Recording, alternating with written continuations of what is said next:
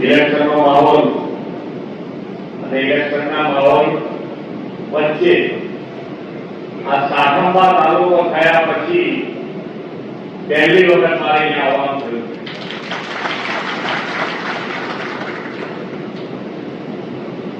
નવા તાલુકાની તમને બધાને ખૂબ ખૂબ શુભેચ્છાઓ માટે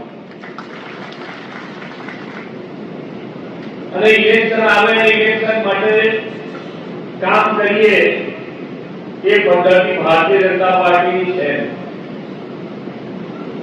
હર હંમેશ પ્રજાજનોની વચ્ચે રહેવું, પ્રજાજનોની મુશ્કેલી સમજીને કામો કરતા રહેવું એ ભારતીય જનતા પાર્ટીના દરેકે દરેક કાર્યકર્તાની આગવી કાર્ય પ્રણાલી છે.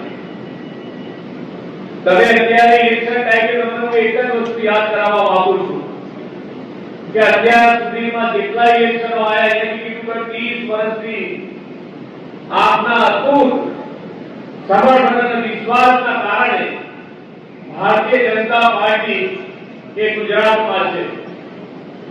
પણ તમે અત્યાર સુધીના ઇલેક્શનોના જે ઉમેદવારો હોય, વિપક્ષમાંથી જે પાર્ટીઓ તમારી સામે લડવા આવી છે, એ બધા ઉમેદવારો ઇલેક્શન પછી કેટલી વખત તમારી વચ્ચે આયા, તમને કેટલી વખત પૂછ્યું કે તમારે કઈ કામ છે, એ લિસ્ટ બનાવી અને મને આપજો તો તમે કરા.